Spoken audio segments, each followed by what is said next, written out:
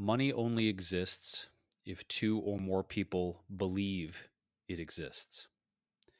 It's a quote from a man named Daniel Suelo, who is the subject of a book that I read probably about 7 or 8 years ago. The book is called The Man Who Quit Money. In the year 2000, this man named Daniel Suelo left his life savings, $30, in a phone booth.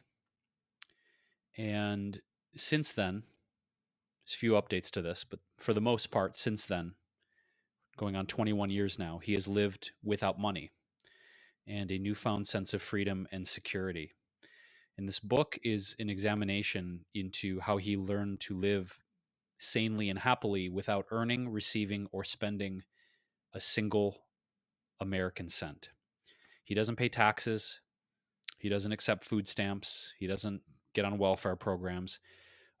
For most of the 21 years since the year 2000, he has lived in caves in the Utah Canyonlands and Highlands. He has foraged for wild foods. He has done what we call dumpster diving, and he doesn't have an ID. Yet, in this book, he manages to amply fulfill his basic human needs of shelter and food and warmth, but also the universal desires for companionship and purpose and spiritual engagement. And it's an interesting book, Whitney. I was this morning just kind of meditating, not kind of, I was meditating. There's no kind of meditating. You either are or you aren't. It's like being a little bit pregnant. You are or you aren't. You're meditating or you're not.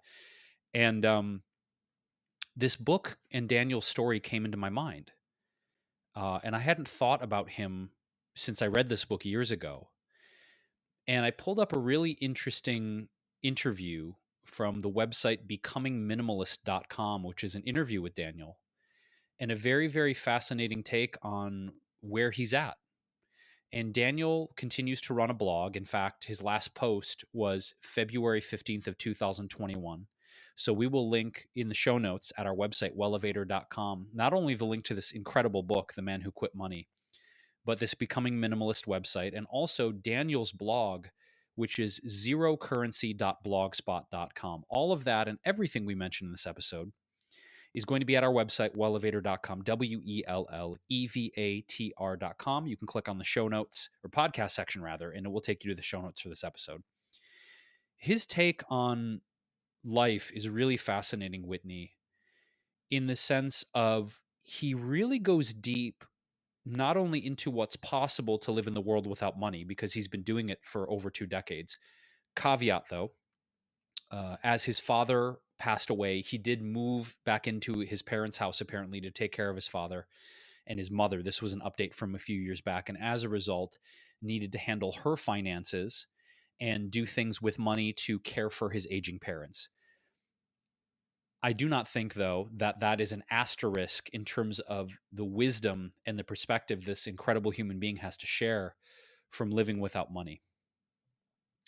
And interestingly enough, you know, when you get into Daniel's philosophy, it's basically getting into the fact that people have judged him as crazy and insane by willfully choosing to live without money. And one quote, you know, that comes up in this interview. The interviewer asks Daniel, he says, "I find it interesting that so many of the articles highlighting your story and your work include something similar to this line, quote, Daniel Suelo came from a good family and has been to college. He's not mentally ill. He's not an addict. His decision to live without money appears to have been an act completely of free will by a competent adult. So for starters, you're clearly not a crazy man. Is that correct?" And Daniel's reply says, "A crazy man does not think of himself as crazy. So my opinion on the matter is meaningless. People will have to judge my level of sanity or insanity for themselves. But it would be nice if we lived in a world that considered it crazy to cause harm to ourselves, to others, to animals and the environment, and praise those who do cause such harm. Then we'd have to say we live in a truly crazy civilization. A sane society would consider it crazy to kill sentient living things and destroy food and land and water supplies in order to amass something that nobody can eat or drink or use, like gold, silver, and money. It's crazy to sacrifice reality to the idol of illusion. This brings up an interesting concept, which he stands on in a lot of his work, and certainly this book, which is that money isn't actually real. It's a social agreement that everyone's decided has value and everyone decides has meaning. But intrinsically, the paper and the coin, and especially the digits on a screen in our bank statements and our IRAs and our stock investments, are only real because we've agreed that they have meaning and value in society. But it doesn't make them intrinsically real in the natural world, is his point. We're the only creatures that will destroy our natural resources, to his point, like the ocean, the environment, the rainforests, each other, animals, sentient creatures, to gain this thing that only exists because we've agreed it has value. This is super interesting because I've been in an environment. I think you talked about Burning Man in a previous episode.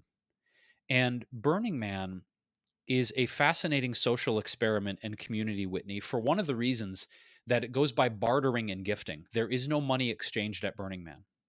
And when I went to Burning Man, as an aside, talking about whether or not society can function without currency, without money,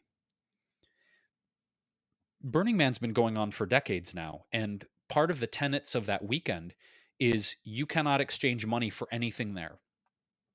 And when I was there, I was gifted vegan dinners, 5-course dinners. I was gifted vegan sushi. I gave the gift of massage and song and presents. And it's basically whatever you want, you give it freely or you trade someone for it. And as a small sample size as Burning Man is, even though there's 50, 60, 70,000 people that have been going there, that's a pretty significant sample size. It really begs the question, why do we have money in the world? Well, it's an exchange of value. Well, so is gifting, and so is bartering, and so is exchanging. It really makes me think about, Whitney, sometimes how insane our world is, in the sense that you go to work to earn money, to pay for things, to take you to work, to earn money to pay for things. And it's this cycle of constantly needing to work and earn just to have a roof over our head and a car and food on the table and provide for things. It wasn't always that way. You think about the pantheon of human history prior to, certainly way prior to the Industrial Revolution, prior to the agricultural revolution in the Fertile Crescent in the Middle East, there was a time when human beings, Homo sapiens, existed in society without currency. So the question becomes, why did we invent currency? Was it to subjugate and enslave others and create power structures? Maybe. Was it to keep track of what was owed between person to person? That also sounds plausible. But Daniel's story, going back to Daniel Suelo, is showing one individual, Burning Man, as a segment of society with tens of thousands of people that go every single year, is showing us we also don't need money there. So I'm curious, maybe, I don't know if it'll happen in our lifetimes or if it's even possible moving forward, but I'm bringing this up, and I think I wanted to bring this to the table, Whitney, in this episode, because it's clear that our current paradigm of capitalism is based on the subjugation and exploitation of certain social classes, certain races, certain people that have created an extraordinarily wealthy and powerful billionaire class. So to me, it's pretty clear that our current model of capitalism is broken and not working. Why? Because it's destroying people's lives and it's subjugating people to classes where they have to rely on food stamps and they have to rely on welfare, and they're scraping by to get by on $7.25 an hour. So do you feel sometimes like all of this is insane? Because there are days when I think like this morning, this system is fucking crazy when you think about it. Yeah, but we want TVs and we want tickets and we want cars and like stuff is nice, but think about what we're giving up in terms of our mental health, our psychic energy, the energy we spend working in our lifetimes for stuff. I don't know. Sometimes it just sounds it feels and sounds insane to me. Did you read this book, by the way? Is this the first? Did we talk about this many years ago? And did you know about Daniel Suelo's story and his work prior to this? I feel like you brought it up. It sounds vaguely familiar. I have not read it. I'm curious. I either sent you a TikTok video that touched upon this today, or I thought about sending it to you. Did I? Which one is true? You thought about it. You didn't send anything. Okay. Well, we must be on the same wavelength because I saw something around this idea of, I don't think I saved it, but let me see if I did. I often save videos because I think they bring up like really good points that I want to revisit again. I don't think I did. It was along this idea of how we kind of create a lot of our own misery, in that it actually, you know who it might have been?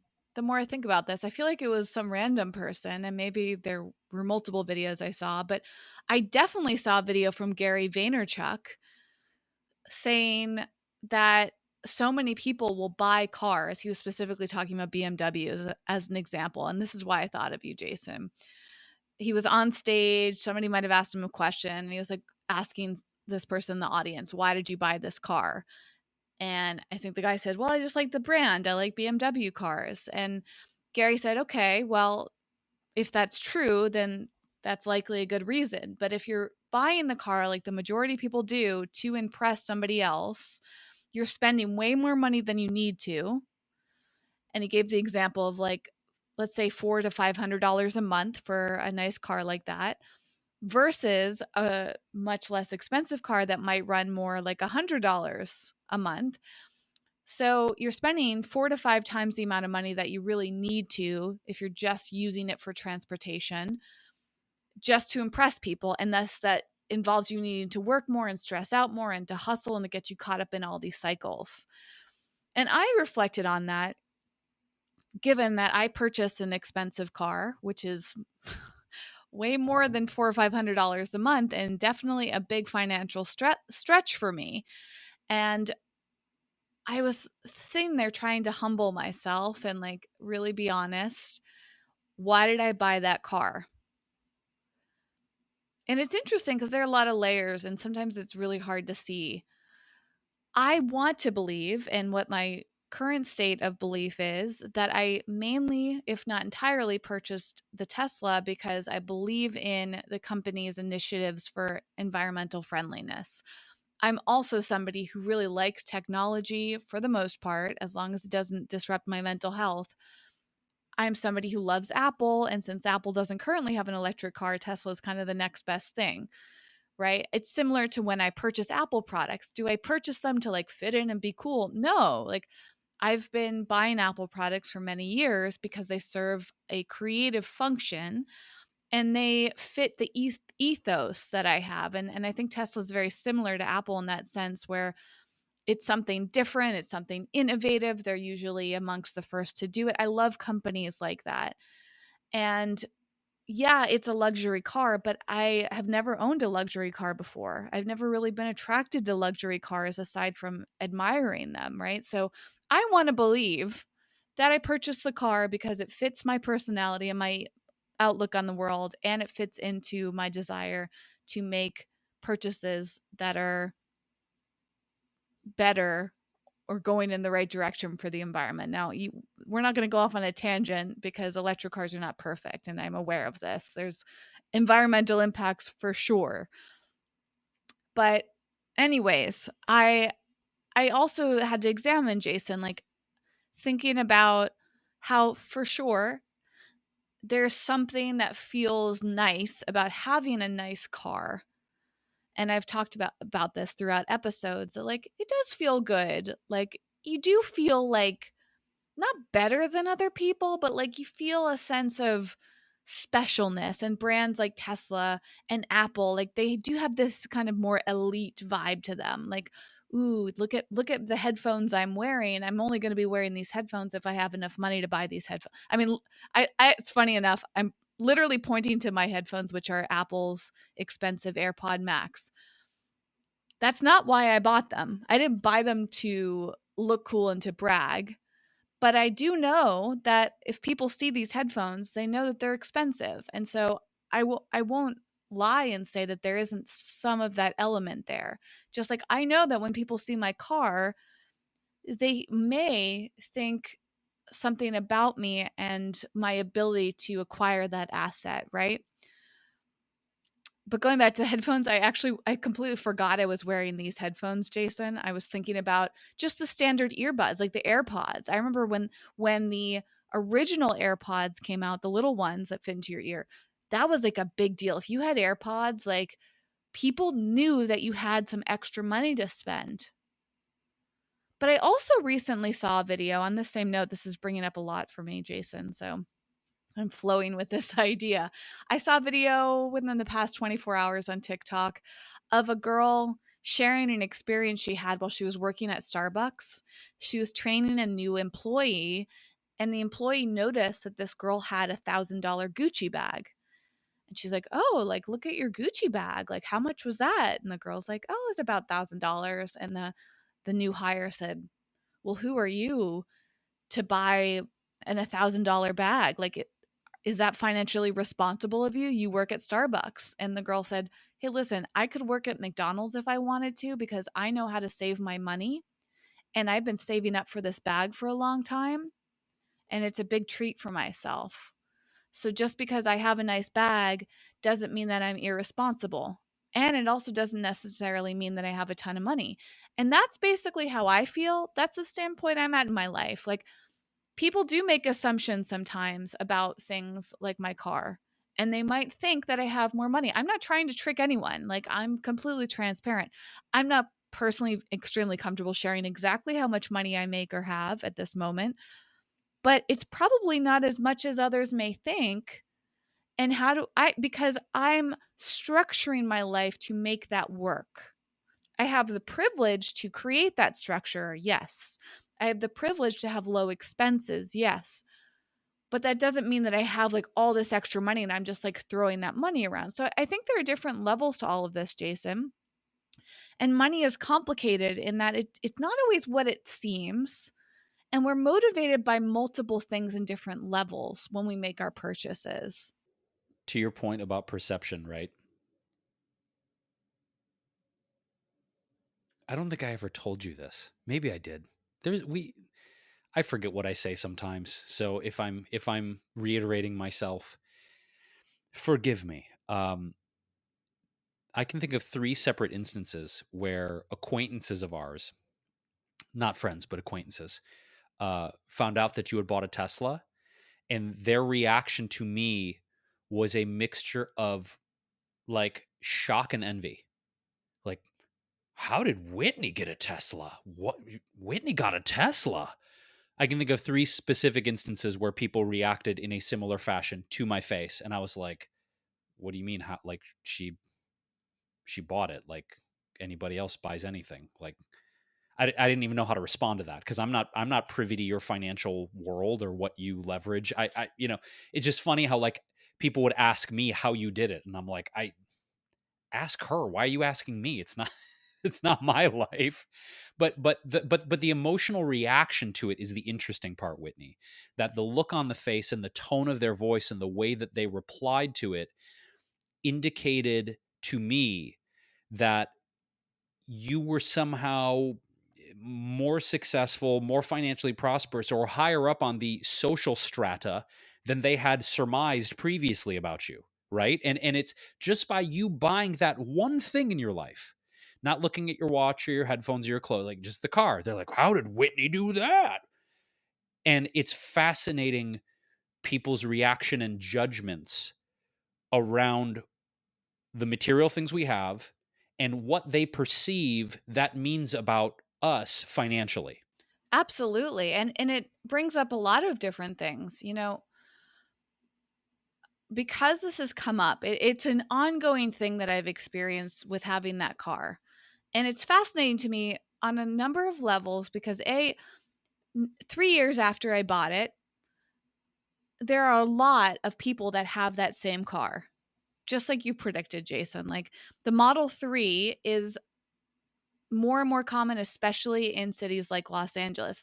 Not as much around the country when I've traveled. It's a little bit more rare when I'm driving around to see it, but there are a ton, and I see it growing. But still, it's fascinating to me how people do have that reaction, and it kind of feels like this old reaction, right? But I also know based on how much I pay for that car and how much people pay for other cars and how people that I know for a fact make more money than I do still feel like buying a Tesla would be a big stretch for them. And that's part of the fascination here and the lesson is that money is a complicated thing, and it's not just about how much you make. It's also about how much you spend. And it's also about how good you are at making decisions about your money, saving your money. There's so many factors financially. And I remember before I got the car, really trying to figure out the math in my head. Like, how could I make this? I really wanted the car. Like, it was something that I just like was determined to figure out. It wasn't like this knee-jerk reaction. I spent months and months. I remember specifically in January 2018 having a conversation with somebody and figuring out the math. And I was like, that's a lot of money. But I'll just also disclose, like, at that time, I was in a state of a little bit more abundance than usual, which was perfect timing because doing the down payment, doing my first few payments, getting me into the flow of that car and that expense was more accessible than normal.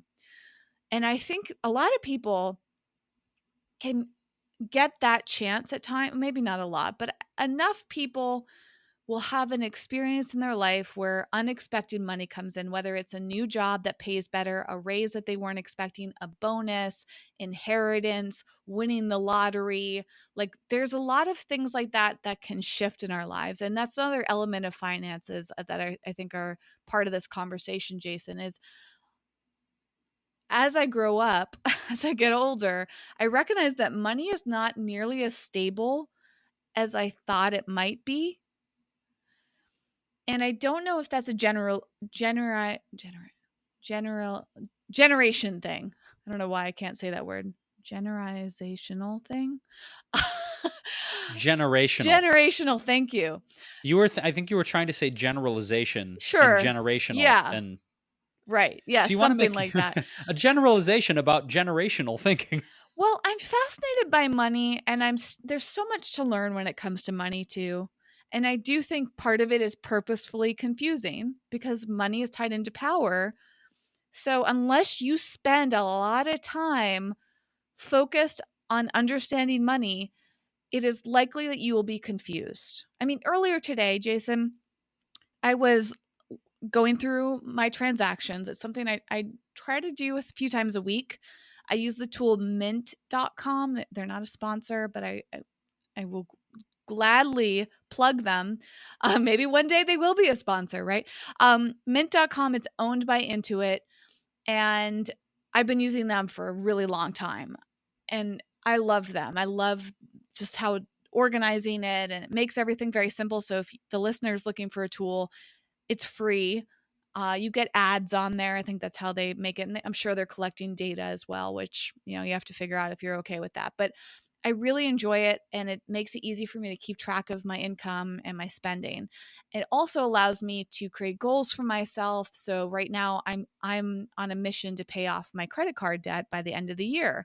And so I go on there and I check my credit score, I check my progress, I plan out my transactions. I'm very intentional. It makes me feel really safe when I can project. So I know approximately what I'll be spending and how much I'll be making for the next 3 to 4 months. And I'm also doing that to help support myself with this goal of paying off my credit card debt.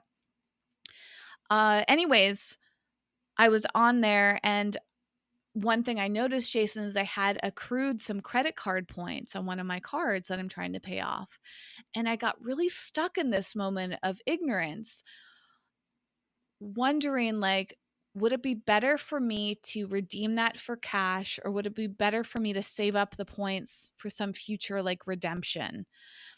And I sat there for a moment thinking, all right, what are my current goals? My big goal is to pay off my debt, right? Um it's my goals are not to like buy new things and go traveling and all that stuff. We talked about this in an episode with Owen Beanie or Benny. I forget how to pronounce his last name. We'll link to that episode. It's a great one if you're curious about credit cards and points. And he was really helpful, but I still feel ignorant. And so there was this moment of me like sitting there thinking, gosh, like this is so confusing. And is this purposefully confusing? Do the credit cards kind of know how to manipulate us to be confused? And I don't know, is it malicious or is it just part of the system? Is it part of power? Is it like, hey, if we make things a little harder to understand, maybe we can keep more of our money? I'm guessing that's the way it works. And I've become more and more passionate about understanding money. We've talked lately about how you and I are both passionate about our credit scores, and like I want to learn more, but it's taking many years. We both have read Tony Robbins' book about money, and it's like this thick book, and I forgot most of the information that I learned in that, and I feel like I need to go back. And it's overwhelming. That's how I felt. Not only was it a lot to read, but it was overwhelming, like understanding investments and all of this stuff. So I've actually been on a mission, Jason, just as a side note, to not only educate myself, but others. So if you, the listener, are curious, I'll give a teaser that I've been developing a group support system to not give advice, but to share resources that are educational and answer each other's questions about things like, you know, paying off debt and building your credit. But we have to be careful not to like become financial advisors. Side note and a teaser, because maybe that's something I'll talk about in a future episode. So yeah, Jason, my point being is like, I think money is confusing, but it's not always what it seems. So for something like the Tesla, to someone else, they might have this idea of what it means to have a car like that. But I'll be the first to admit that it's not reflective of me having a ton of money or being as successful as they may think, right? But then again, this conversation is also about how it's all relative. So I might not feel super successful or financially savvy or financially well off, but it's all relative to whoever I'm with. And they need to know too. And this is another thing that I'm really passionate about, is just because I drive that car doesn't mean I have it all figured out. Not that anyone might think that, but like, it's not that simple, because I've made sacrifices in my life to make financial room for that. And I'm also living minimally versus somebody else. Like you and I have talked about this, Jason, like somebody else with a lot of debt. Debt might be their priority, and thus they could not prioritize a purchase like that. I prioritize getting that car. I could have absolutely paid off my debt a hell of a lot faster had I not had that car right now, you know? So for every big purchase and financial decision, there's generally speaking some sort of compromise you make, whether it's your time, whether it's other purchases. Like, I think that's a really important part of this conversation, Jason. Like, when you talk about a moneyless world, most people are in their own relationship with money, and moneyless is going to create some sort of a shift. And we're not at a time where you, like you said, are in Burning Man, where you can live that style with trade and bartering and all that stuff all the time. That's not how we're set up. So if you want to be moneyless, the compromise is that you will probably not be able to participate in the way the world is currently functioning. And just like any big change, I don't know in our lifetime if we would see a shift like that unless something really drastic changed and there was some seismic shift in which we were all operating. Well, it's really the association though that we have, isn't it? I mean, it's not the numbers on the screens or the pieces of paper in our wallets or purses. I go back to it's what it represents. What does your house or your zip code represent? What does the Gucci bag represent for you? You talked about that woman who said, I did it to treat myself. Or why we choose, you know, a certain car or item over another. I think this really comes back to the idea of self-identification and what this means about me. What do I think this thing, this bank statement, this investment means about me? I mean, certainly there's security, there's survival, there's power, there's dominance.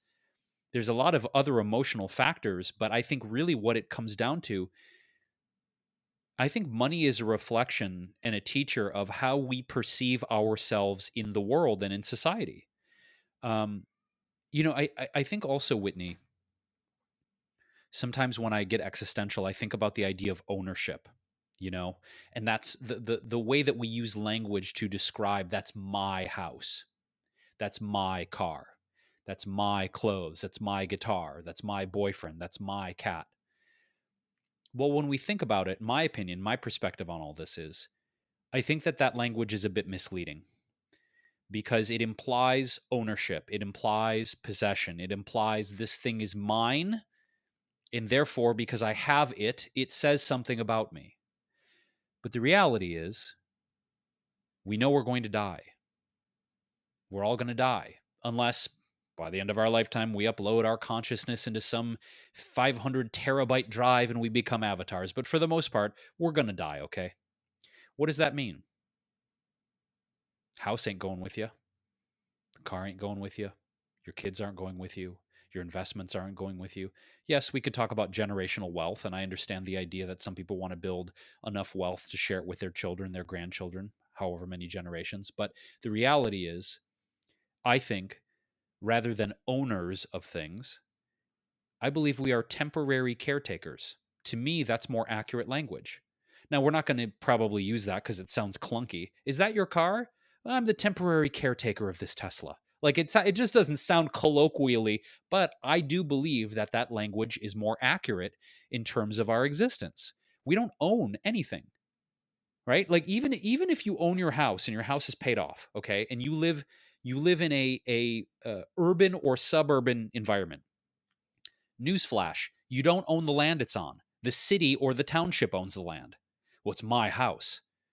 Not really, because the municipality owns the land you're on. Unless you're way, way, way out in a rural area and you actually purchase that land and you put up a tiny house or a shack, sure. But for all intents and purposes, you don't actually own that thing as much as you think you do.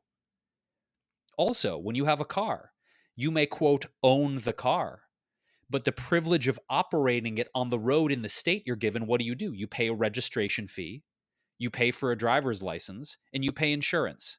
Okay? So to me, it goes back to my philosophy, which is we don't fully own anything. We are the temporary caretakers and stewards of said thing until we sell it, or it's destroyed, or we die. So the idea of owning things, again, animals, people, houses, cars, I think it's fallacious from a language perspective. I don't think it's accurate. And also, I think when I think about being the temporary caretaker of something, Whitney, materially speaking, it takes a lot of the pressure off. Like when I think about it, I own this thing. It doesn't mean we don't want to be conscientious about caring for the things in our life. I'm personally a big fan. This is probably how I was raised of the better care you take of your material things, the longer they last, and you don't have to constantly buy them, putting yourself in perpetual debt and having to work your ass off for new shit all the time. This is coming from a guy in my 20s who would flip cars like every year. I mean, I had so many cars in my 20s. I wish I hadn't done that in some ways because I think I would have saved a lot of money by not constantly flipping cars. But my point is this. I think ownership is a fallacious concept.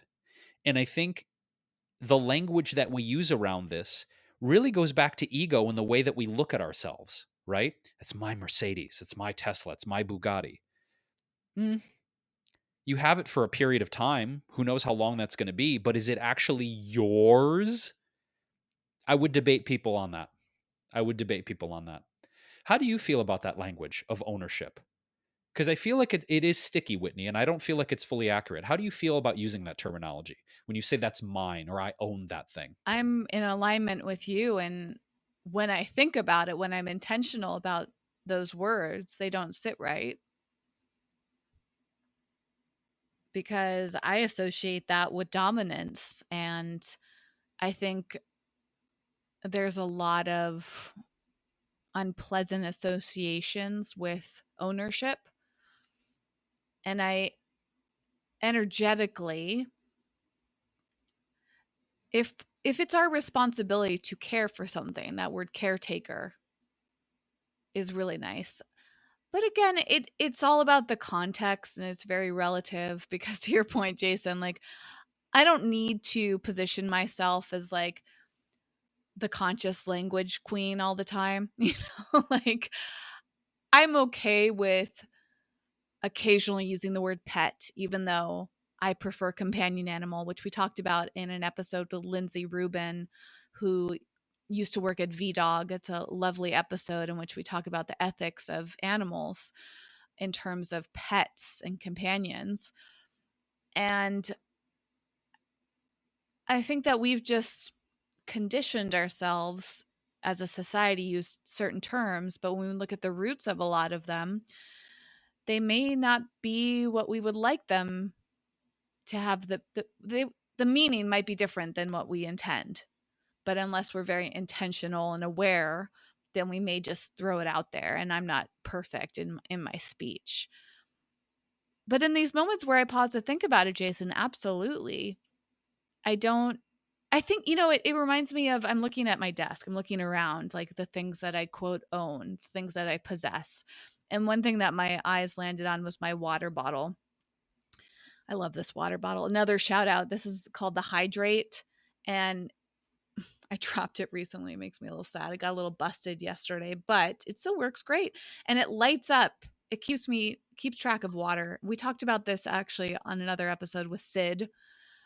Uh, and we were talking about all this cool technology that we use. Anyways, I look at this water bottle and I think, do I own this? Technically, yes. It was gifted to me, first of all. So somebody energetically purchased it, sent it to me it was a holiday gift, and I'm using it.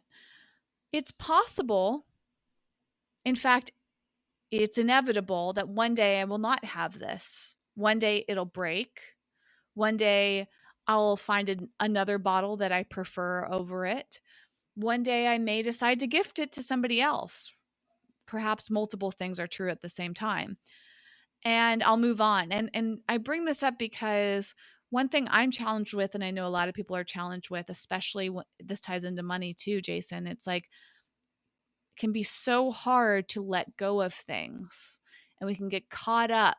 I get caught up actually on both sides. I get caught up in purchases. Right before we started recording, Jason and I were talking about these dog ramps from this company called Alpha Pal or Alpha Paw, and they help dogs, especially elderly dogs or dogs with physical sensitivities or challenges. They help them get onto couches and beds, and I've been using ramps. Jason's been using ramps for a while, and we're both thinking. Or Jason already made the decision to get the ramp for himself, and I'm thinking about it. And part of the reason I'm still thinking about it, Jason, is because I have a hard time making purchases.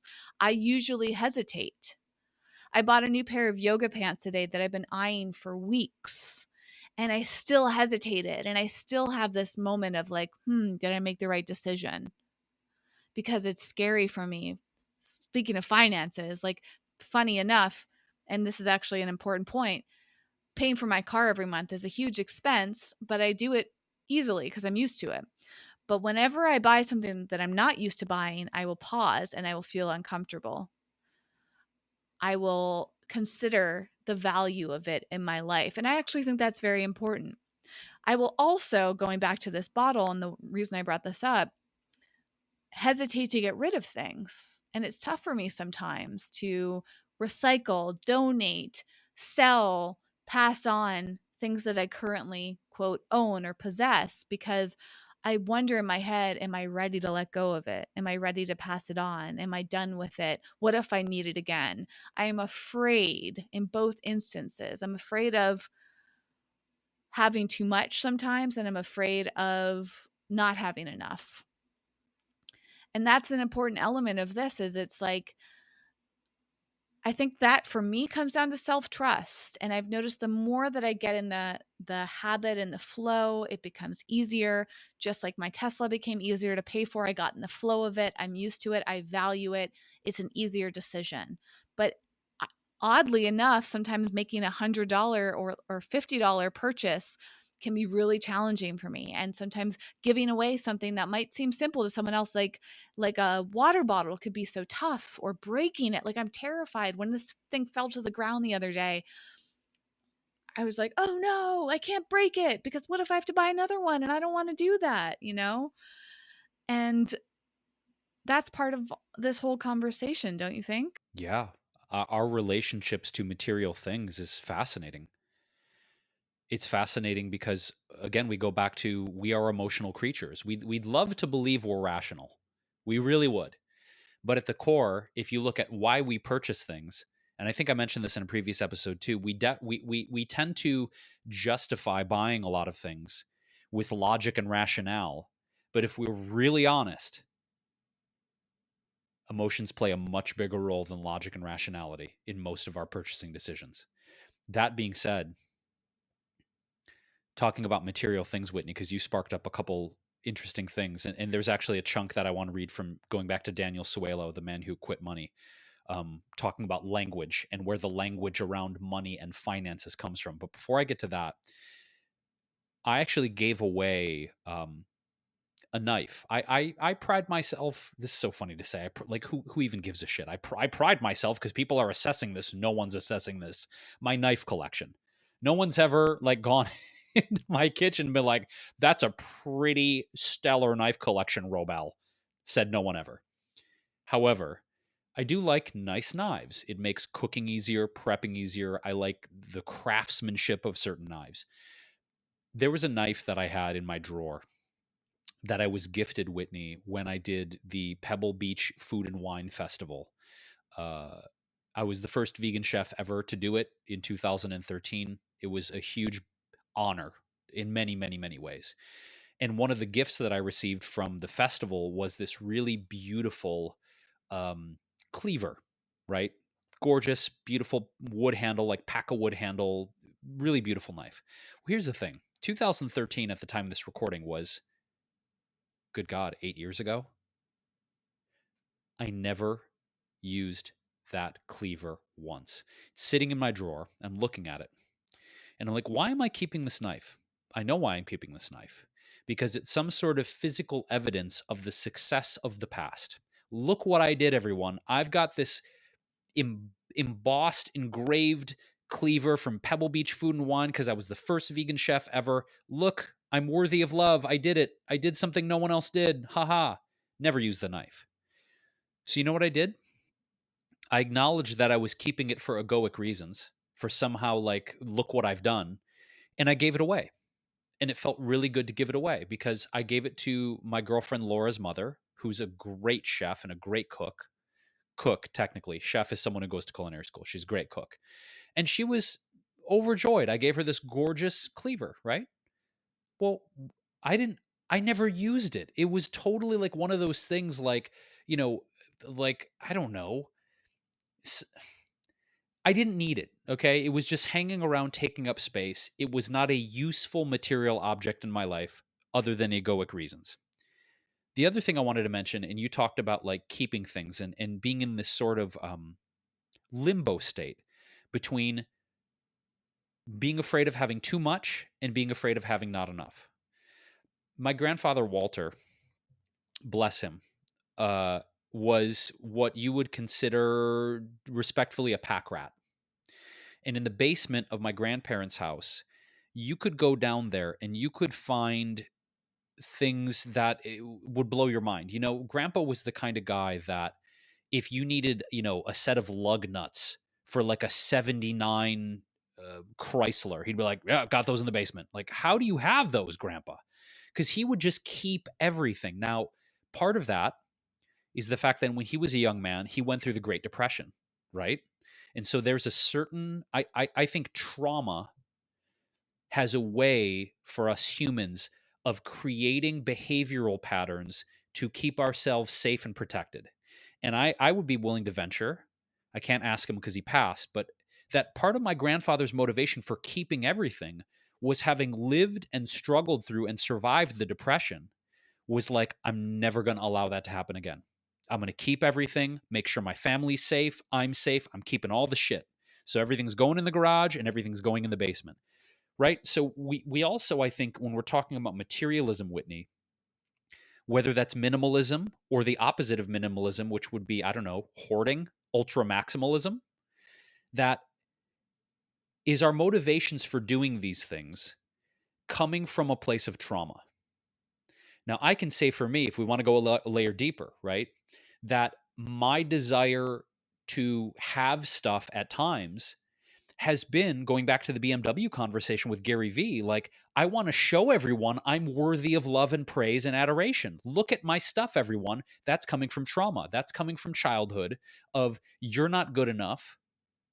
Well, fuck everyone. I'm going to show everyone I'm good enough because I'm going to buy the Ferrari and I'm going to buy the big house and I'm going to buy the Rolex and I'm going to buy, right? I'm not saying that purchasing these things are bad, but we have to ask ourselves, is my desire to have this stuff coming from trauma?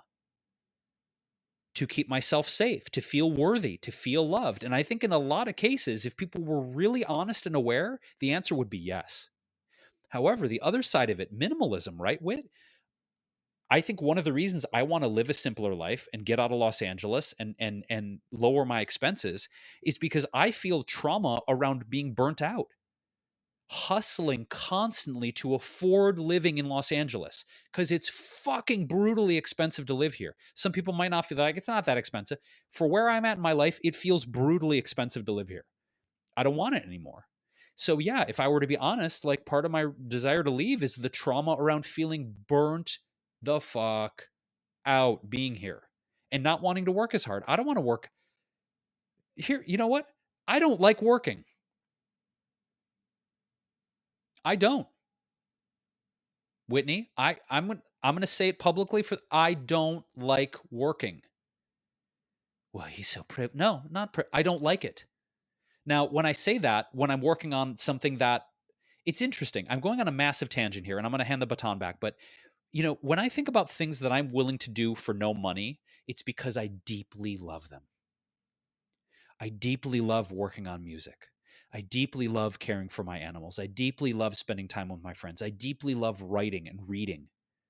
I've done those things for money, with sometimes for money, yes, but mostly not, right?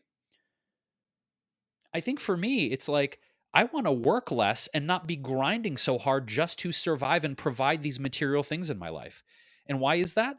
Because work's exhausting. It's fucking exhausting. Okay. For me, it is. Some people are like, I love work. I'm not a workaholic. I actually, I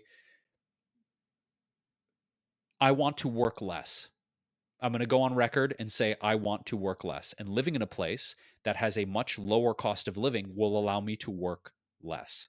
So this all goes to say, I think it's important to examine our motivations of why we want money, what money means to us, what things mean to us, and is there trauma involved? I really think it's a critically important question of how are our wounds influencing these decisions.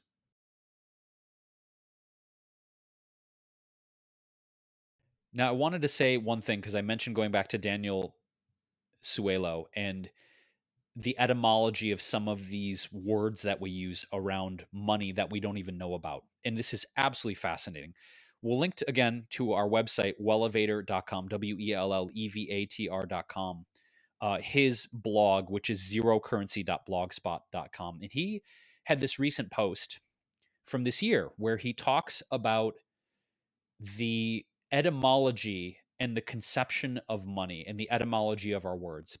He says, for example, the word pecuniary and the word fee and feudal and fiefdom all come from the same root, which is pecu, which means cattle. Also, the word capitalism comes from cattle. Capital means head, kaput. Cattle comes from that same root, kaput. You count heads of cattle. And capitalism means the principle for interest. You even look at the words for stock, like stock market, stock broker. This comes from live stock, also going back to cattle. It's also interesting to look at the Spanish word for cattle. That's ganado. Ganado means wages for something gained. And the word ganar, the etymology of the word ganado rather, literally means to earn wages. Now, it gets really fascinating when we go back to deeper cultures and the word for money in Greek, the ancient Greek language.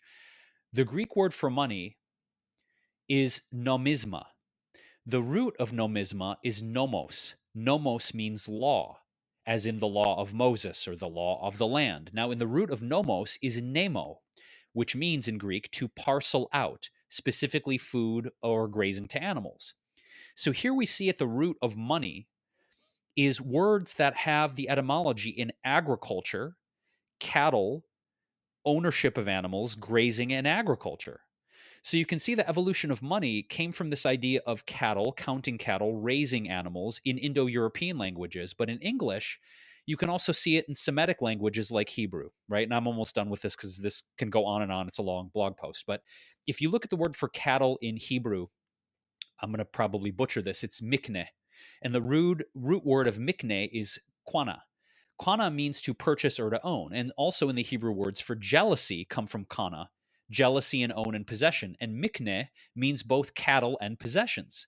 So mikne means both money and cattle simultaneously. So he's talking about this, Whitney, because we're talking about the beginnings of organized human civilizations and why money and civilization and agriculture and ownership are inextricably linked because they're based on the same principle and the same roots of language. And this is the principle of money.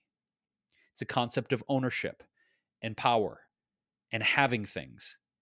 And so civilization, from its very beginning, the organized civilization we know now, is about owning living beings, whether that's humans or animals, enslaving things. We call it domestication. That's the euphemism we use, domestication. But domestication is a euphemism for slavery and ownership. They mean the same thing. You own another creature, you own another being, you exploit another creature, you exploit another being, and you use that being to earn you money and status and power. That's where the word usury comes from. It comes from using, exploiting others. Holy shit. Think about that, goes deep, Whitney, to the deepest roots of our language. And if you do think about how civilization was built, it was built on the backs of humans. It was built on the backs of animals. It was built on ownership and exploitation and slavery. So when we go now to the rallying cries against Richard Branson and Elon Musk and Jeff Bezos and fuck you, how can you go to space when there are billions of people starving?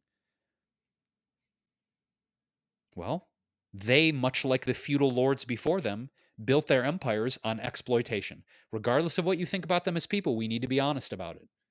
Regardless of the good they're doing, which they are doing some good, they built it on exploiting others. And I will venture to say that I think the only way to get to that level of wealth and power is through the exploitation and ownership of others.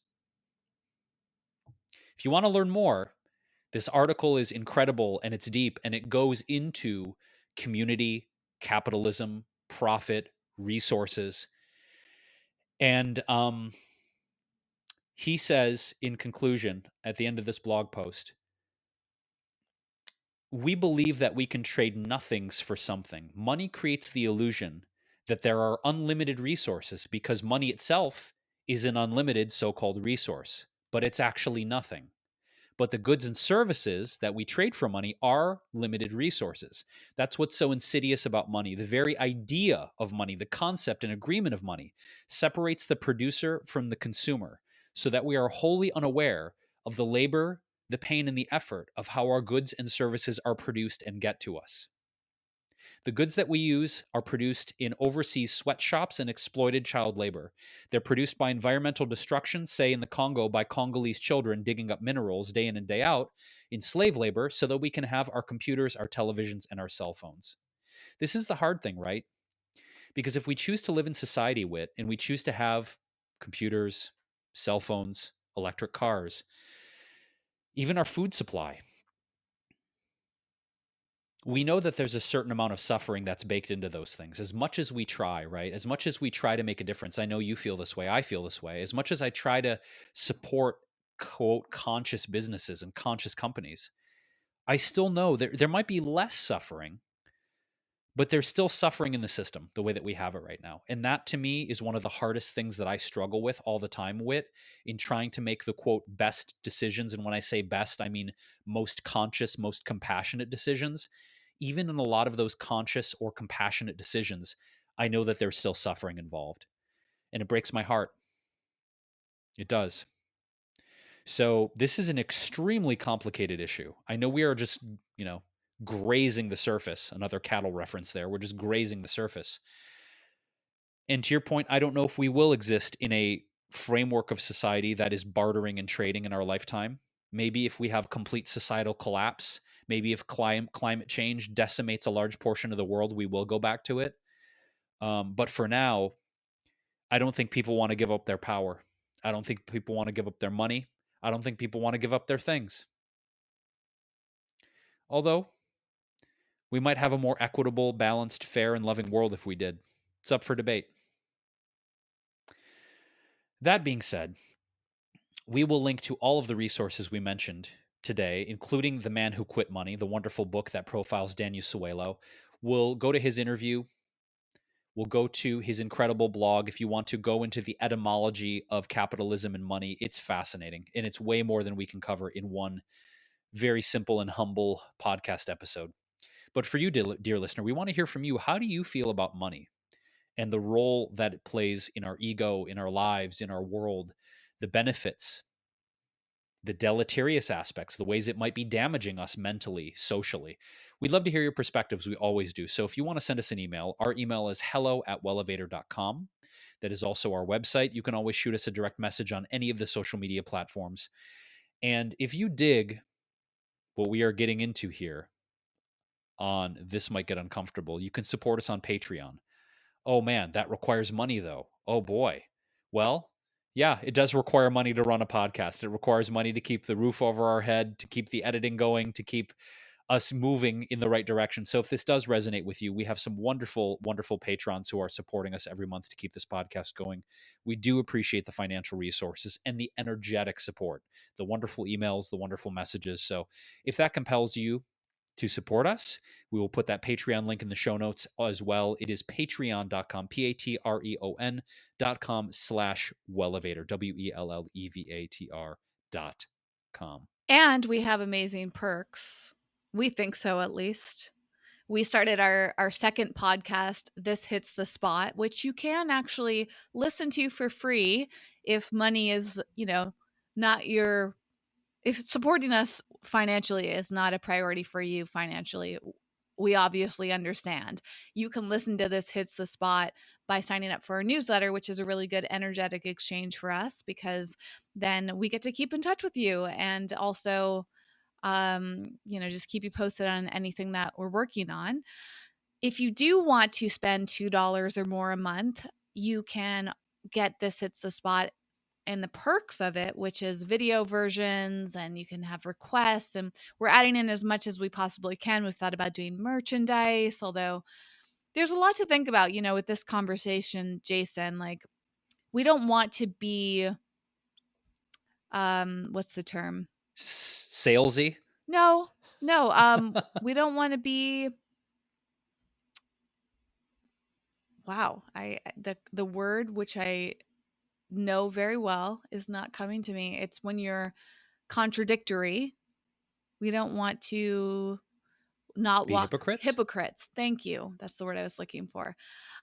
So it's interesting with things like Patreon because energetically we want to give back even more than we currently do. If this is enough for you, supporting the show and just knowing that you're supporting us, awesome. But if you'd like something more, we're always brainstorming. And we think This Hits the Spot is actually a really lovely thing because if you like podcasts, now you get two. So we're working on it. We're trying to think of things that are energetically rewarding to you as a thank you, because we do really appreciate it. And ultimately connecting with you is one of the greatest gifts of all. So you get a little extra priority connection with us. And a shout out to one of our latest patrons, Rye, who has been very generous. That was so wonderful to receive energetically. And just knowing that even more of our expenses are covered is truly awesome. So thank you, Rye. Thank you to our other Patreon supporters. Thank you to our newsletter subscribers. And thank you to the listener. Simply listening to this show makes a massive difference in our lives. You do not go unrecognized. We just don't always know who you are. So if you want to reach out to us and tell us more about who you are and what resonated with you, as Jason said, that would be so awesome, because it creates a deeper bond for us. Thanks for listening. We have episodes every Monday, Wednesday, Friday here on the podcast. And again, if you have any requests for subjects, we always love to receive those ideas.